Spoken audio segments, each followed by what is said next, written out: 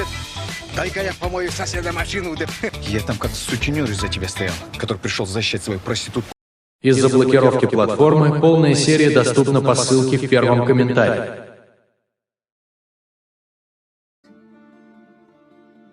J'ai porté Freddy et son poids supplémentaire n'a pas aidé à mon état de veille. Au loin, je pouvais voir Lucien et Rebecca se déplacer rapidement.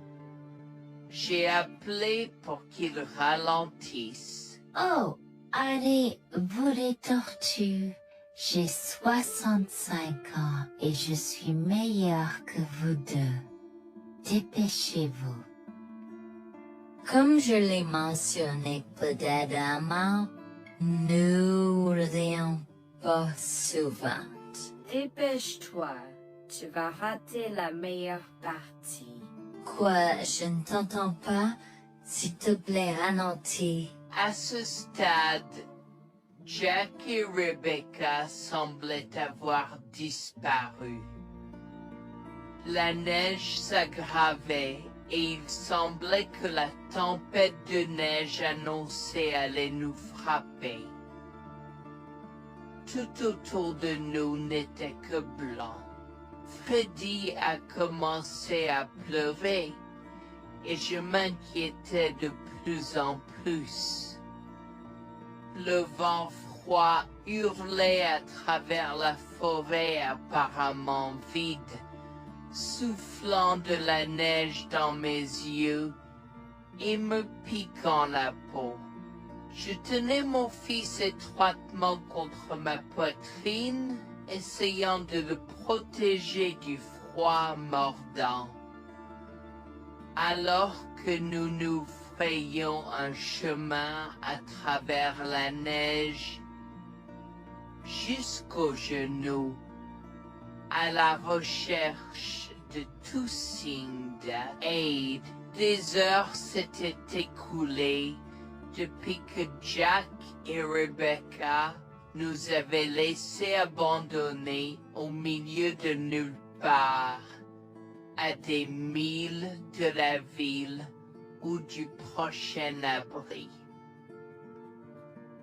Wax attira contre elle et mon mari, mais plus que ça, j'avais peur pour la sécurité de mon fils. Maman, il fait si froid. Je veux rentrer à la maison. Je sais, mon bébé. Je suis désolée pour tout ça. Je te promets que je vais trouver de l'aide pour nous, d'accord? Ne t'inquiète pas une seule seconde. Alors que nous trébuchions à travers les congères, je pouvais sentir mon corps s'affaiblir de minute en minute. Je savais que nous ne pouvions pas survivre dehors pendant longtemps, et trouver un abri était la priorité numéro 1. Mais juste au moment où je pensais que tout espoir était perdu, une lumière faible est apparue dans le lointain. Nous avons trébuché vers elle à moitié aveugle et à moitié gelé, jusqu'à ce que nous atteignions enfin la petite cabane aperçue auparavant, avec ses bouffées de fumée qui s'élevaient toujours dans le vent rude, nichée dans une clairière. Avec les quelques forces qui me restaient, j'ai frappé à la porte aussi fort que possible et je me suis effondré dessus. Maintenant, qui pourrait, oh Harold, apporter de l'eau bouillante et des couverts tout de suite? Un couple âgés et gentils, nous accueillit. Ils étaient si aimables de nous permettre d'enlever nos vêtements gelés, de nous baigner dans l'eau qu'ils ont tirée pour nous et de nous asseoir près d'eux. Seuls avec une nouvelle paire de vêtements et leur offrant une soupe chaude et des couvertures pour nous envelopper, nous nous sommes blottis ensemble dans la chaleur. Mes sentiments de colère et de frustration ont commencé à bouillir. Comment ont-ils pu faire ça? J'espère qu'ils viennent dehors. Il y a plus de gens dehors? Nous devons aller les chercher. Non, ne te dérange pas, c'est ma belle-mère et mon mari inutiles. Ils nous ont laissé là pour geler. Tu dis un mensonge. Pourquoi ferais-tu une chose aussi horrible? Je savais que Becky était toujours comme ça, mais Lucia, pas moyen qu'il nous ferait ça. Attends une seconde. Becky, ce nom me dit quelque chose.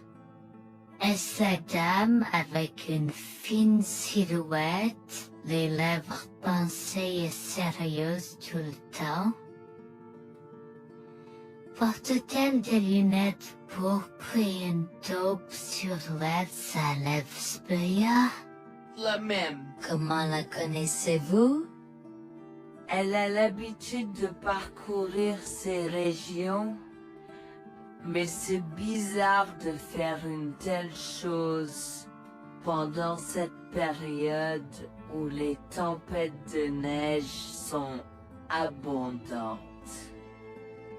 En fait, je ne l'ai jamais vue dans ces parages pendant cette période de l'année. Maintenant, chérie, s'il te plaît, dis-nous comment tu la connais. Je suis sa belle-fille. Nous sommes venus de Floride parce qu'elle n'avait jamais vu son petit-fils Freddy depuis sa naissance.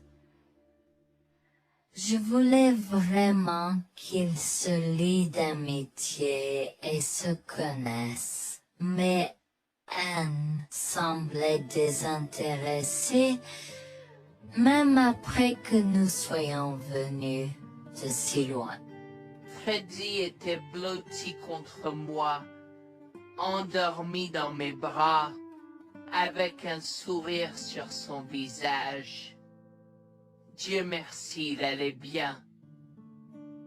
Dieu merci, il était en sécurité. Comment son petit corps a survécu tout cela?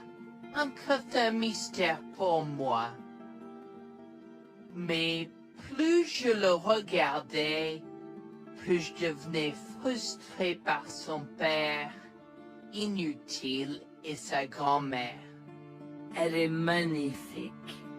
Cela nous fait pleurer de savoir que cela se produit.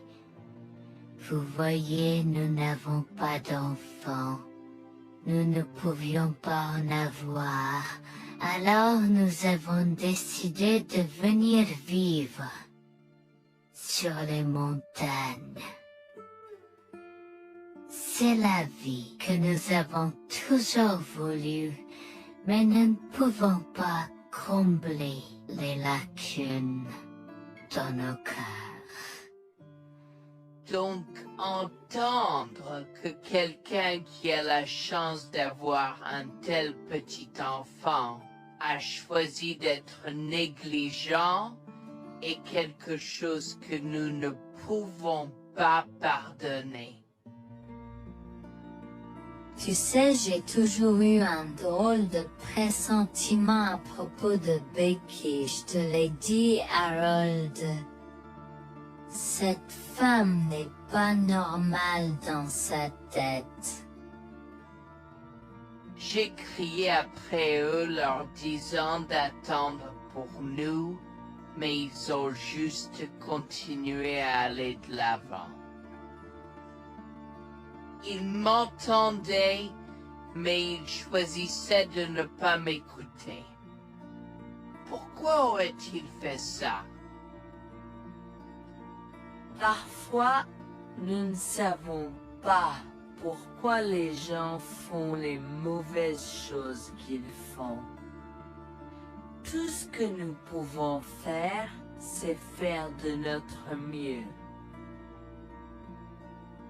Nous avons continué à converser le reste de la soirée, et aussi en colère que je fusse. Avec le stade où je m'ai fait cheveux merger parce que je savais que Lucien et moi étions exécurés. Le matin est venu et il semblait que la tempête de neige se soit calmée. J'ai cherché sur divers sites web pour trouver des rapports météorologiques indiquant que c'était maintenant sûr de se déplacer dans la ville. Et la ville. J'ai échangé des coordonnées avec Georgina et Harold, les remerciant pour tout l'amour et les soins qu'ils nous ont montrés. Il n'y a pas besoin de nous remercier. Nous avons juste fait ce qui était juste. N'importe qui, avec la moitié d'un cœur, aurait fait la même chose. S'il vous plaît, laissez-moi vous accompagner chez vous. Harold et Georgina nous ont accompagnés à la résidence et, oh mon Dieu, nous avons trouvé Lucien et Rebecca assis confortablement sur le porche avant, comme si Freddy et moi étions sur le point de mourir la veille.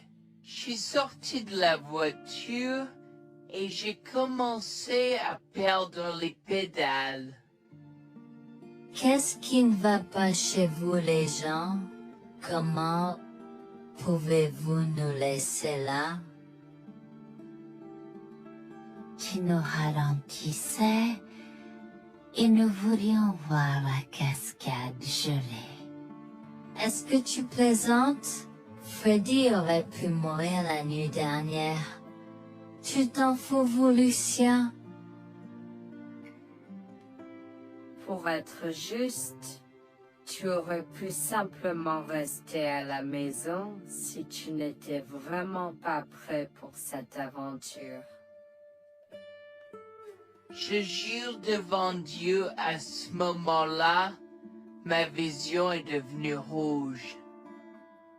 J'étais prêt à attaquer, à donner des coups de pied, à crier et à hurler pour que le monde entier entende à quel point ces gens étaient horribles. Non seulement ils nous ont laissés là, mais ils semblaient ne pas se soucier de ce qu'ils avaient fait.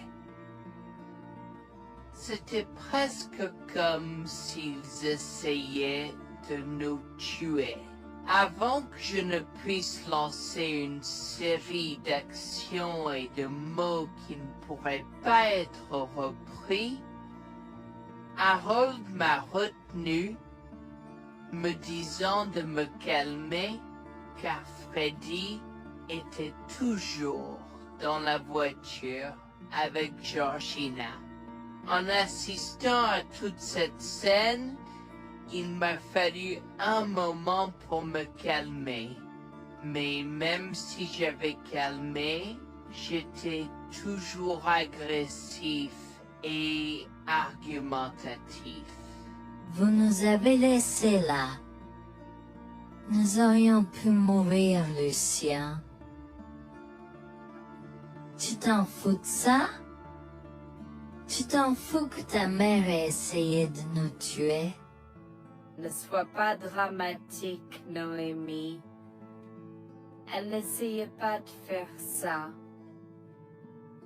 Regarde, la raison pour laquelle nous ne sommes pas revenus te chercher est parce que nous savions que tu trouverais de l'aide et un abri.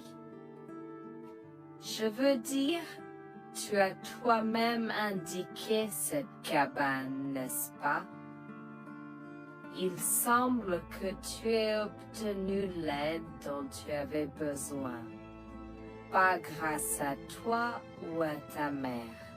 Je n'arrive pas à croire ce que j'entends en ce moment. Assez, tout le monde. Ne me donne pas mal à la tête. Comment peux-tu être si froid et sans cœur envers ta femme? J'ai la moitié d'une idée de venir te frapper. Essaie, vieil homme. Je te mets au défi. Écoute, Noémie. Je suis désolée que tu n'aies pas pu gérer un peu le mauvais temps, mais je jure qu'il n'y avait aucune mauvaise intention de ma part.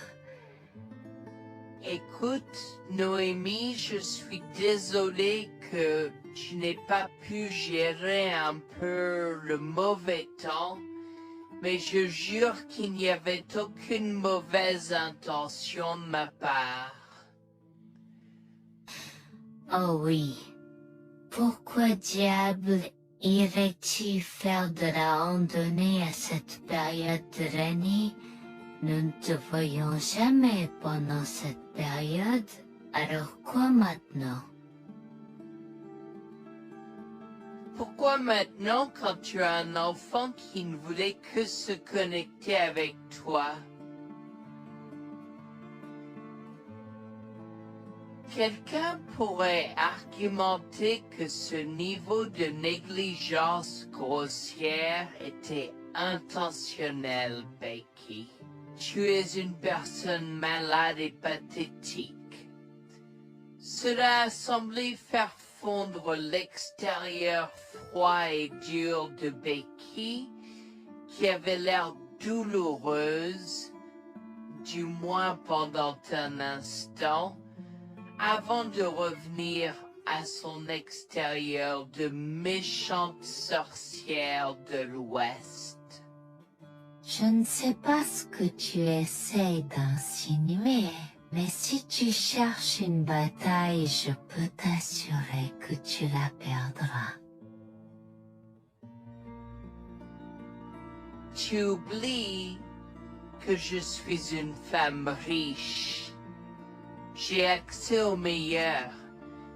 Voyons comment ton petit argument va se passer en cours, vieil homme. Vous êtes pas là avec votre malade, je souhaite que vous restiez fiers. Tu sais quoi, Noémie? Je m'en fiche maintenant. Je n'ai plus besoin de faire semblant devant toi et tout le monde. Alors, laisse-moi te dire les choses clairement pour que tout le monde puisse entendre. Je m'en fiche de toi et de ce bébé. Honnêtement, je souhaite que vous soyez tous les deux morts hier.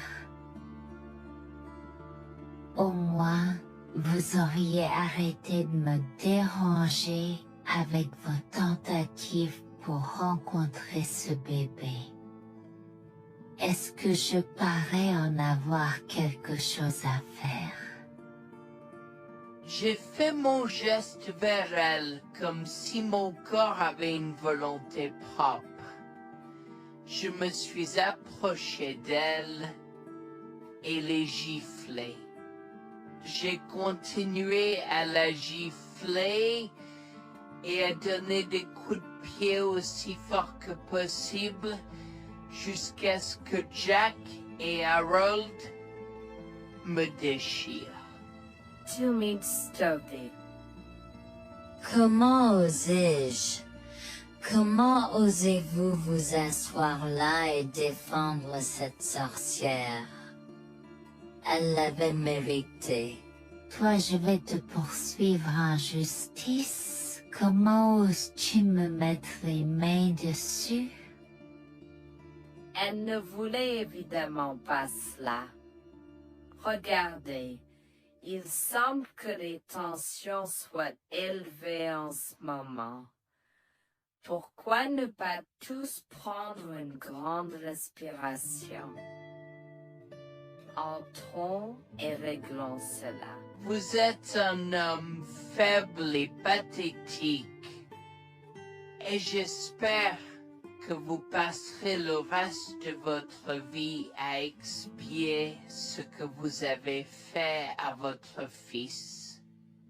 Avant que Jack ne puisse répondre, je lui ai craché au visage avant de rentrer à l'intérieur, de prendre Freddy et ses affaires et de monter dans la voiture avec Georgina et Freddy. Maman, j'ai peur. Que se passe? Tu crois que tu combattu, grand-mère? Chérie, je suis vraiment désolée que tu aies dû voir ça. Les choses sont beaucoup plus compliquées ici et je ne veux pas te mentir. Mais je crains que tu ne sois un peu trop jeune pour comprendre. Mais pour l'instant, je suis désolée de devoir te dire que pour l'instant, il semble que grand-mère et papa ne veulent pas de nous ici. Nous ne pouvons pas être ici parce que papa et grand-mère ne sont pas très gentils et je ne veux pas que tu sois autour de personnes qui ne sont pas gentilles. Mais Georgina et Harold sont gentils, n'est-ce pas? Oui, j'aime Georgina et Harold. Harold et Georgina peuvent-ils être mes grands-parents? Oh mon Dieu, mon petit enfant, tu me fais pleurer. Bien sûr, je peux être ta grand-mère. Oh mon Dieu, mon petit enfant, tu me fais pleurer. Bien sûr, je peux être ta grand-mère.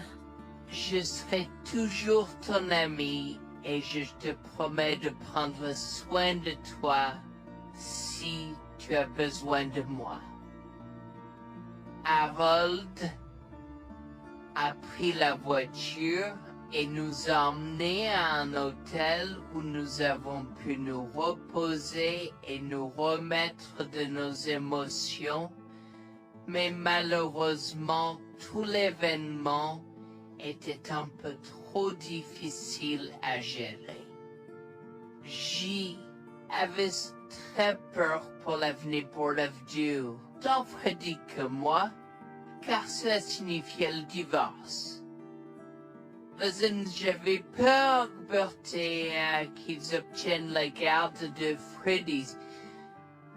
Décidé de parler au gymnase et s'est préparé de la question une fois que Freddy s'était endormi. Que vais-je faire? Je vais aller en prison? Nonsense. Cette sorcière ne portera pas plainte. Et si elle le faisait, elle ne le fera pas. car nous avons des preuves de sa conspiration pour commettre un meurtre. Comment? Nous sommes toujours préparés, chérie. Nous avons secrètement enregistré toutes les preuves. Maintenant, vous pouvez emporter cet enregistrement avec vous et l'utiliser contre votre mari et belle-mère au tribunal. Vous êtes des anges déguisés. Comment avez-vous fait ça? Quand? Comment? Chut, mon enfant, ne t'inquiète pas de tout ça. Écoute simplement l'enregistrement audio. Nous avons écouté et effectivement toutes les preuves avaient été enregistrées, y compris la partie où j'ai attaqué physiquement sa mère. Maintenant, ils vont me faire pour coups et blessures. Oh mon Dieu, pourquoi je fais ça? Maintenant, Bonjour, je m'appelle Jeanne et j'ai 37 ans. Je rédige ceci parce que l'année dernière a été très difficile pour moi et mon mari Jules. Nous avons beaucoup progressé depuis cet incident et je veux juste partager cette histoire pour aider quiconque pourrait se trouver dans une position similaire. Laissez-moi d'abord vous raconter comment j'ai rencontré mon mari, adorable. Tout a commencé de la manière la plus inattendue, dans un hôpital. Jules et moi nous sommes retrouvés à passer une longue nuit devant la salle d'urgence remplie d'inquiétude et incapables de partir. Jules était là parce que sa sœur avait eu un grave accident de voiture alors que ma mère a souffert d'une crise cardiaque. Dans cet espace partagé d'inquiétude et d'incertitude, nous avons trouvé du réconfort dans la présence de l'autre. Nous avons parlé facilement, découvrant un terrain d'entente et une compréhension réelle. Comme nous avons réalisé que cela prendrait un certain temps avant d'avoir des nouvelles des médecins, nous avons décidé de faire une pause et de prendre un café au café de l'hôpital. Nous ne savions pas que ces rencontres fortuites allaient changer nos vies à jamais.